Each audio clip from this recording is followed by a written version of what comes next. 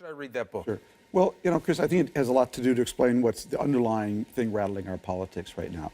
And that's that we're in the middle of three accelerations all at the same time with the three largest forces on the planet, which I call the market, Mother Nature, and Moore's Law. So the market for me is digital globalization. Boy, put that in a graph, it looks like a hockey stick. Mother Nature is climate change, biodiversity loss, soaring, and Moore's Law is the speed of technological change. Now, one of the things it's doing is really changing the education requirement of everyone. The days when you or I could go to four-year college and then dine out on that degree for 30 years, that is so over. Today, you have to be a lifelong learner. That is a real challenge for a lot of people because you've got to go back to school constantly, long after you've left the home and mom and dad aren't there to say, Chris, have you done your homework? Because the country is really built by people who, we told them what to do, and you know what, they did it well. They built our country. But just sort of doing what you're told now is not enough. I've got a quote in the paperback from my friend Heather McGowan, who's an education specialist. She says, never ask your kid today what you want to be when you grow up. Because whatever it is, it's going to be gone, unless it's policeman or fireman. Only ask your kid how you want to be when you grow up. Will you have an agile learning mindset? Will you be predisposed to being a lifelong learner? And that is a huge challenge for people. And I think it's one of the things roiling society now. So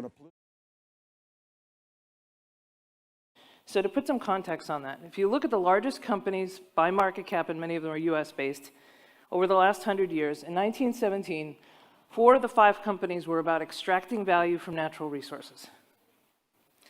50 years later, top 5 companies were about scalable production of man-made assets and services, man-made products and services.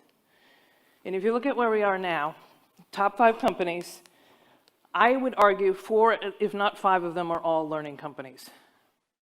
We're moving from what John Hagel from Deloitte says, from scalable production to scalable learning.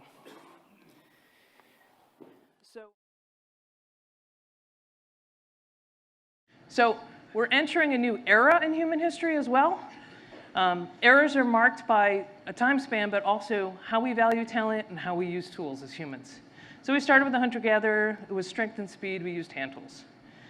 Fast forward to where we are about now. We're in the information era. It's been about decades. Every era is collapsing by a factor of 10.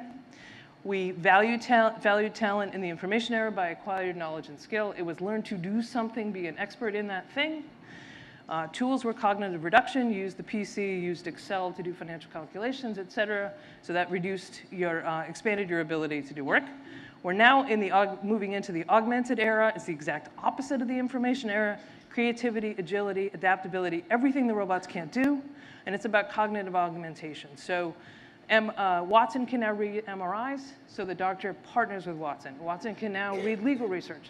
The lawyer partners with lawyers. So it is about, it's the difference between learning to use a tool, like you had to learn to use Excel in order to use it, to learning from and with a tool. It's a shift. So in the old economy where you acquired expertise as you went up the escalator, problems were complicated. They broke down into subcomponents. So by the time you got to the top of the ladder, you had the experience of everybody underneath you because nothing had changed that much. But now, instead of a complicated world, I think it looks more like this. We're in a complex world. And as a result, our decision-making needs to look different if you've got people who've got all sorts of experiences at all levels in your organization and all types of knowledge.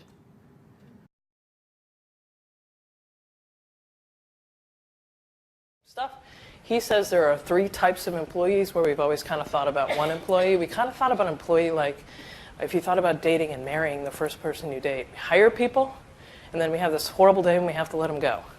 And we never talk about, I want this person here for this amount of time to do this job, and then they could go do another job within the company, or they could do something else. We have this very sort of finite view of employment. So he says there are these 3 bands, and I think there are actually 5 types of talent. So you start with foundational, which is that marrying type, and it may be all of you guys in this room. If you look at Cheryl's talk, the people in the company are now the brand. These are your foundational people. So if you look at a place like Apple, it's Steve Jobs and it's Johnny Ives. They embody the brand.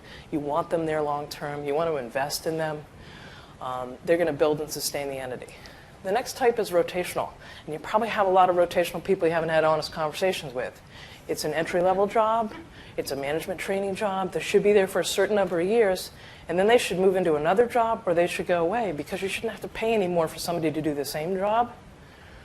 So they make incremental contributions, but you know what they're going to be. Then there's the contingent workforce, which can be like hiring a tool. And it could be at a very high level, like a lawyer or a financial advisor, or it could be at a lower level, like somebody who answers the telephone, depending on the level of skill that you want. But you know what you're hiring. You're hiring a tool. It could be hours, days, months, years.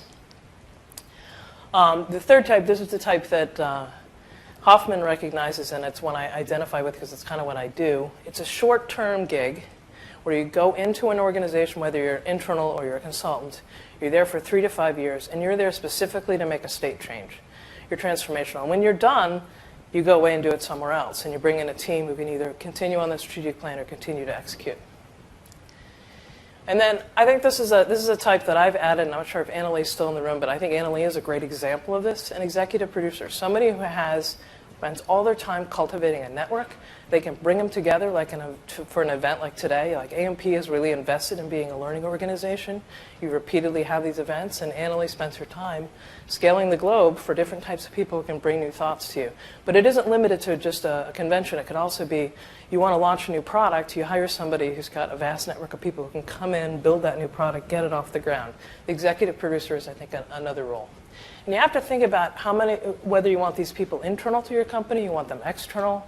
And if you saw John Hagel's talk, how do you connect to them as sort of a business ecosystem? In 5 years, what does banking look like when it may no longer involve a bank?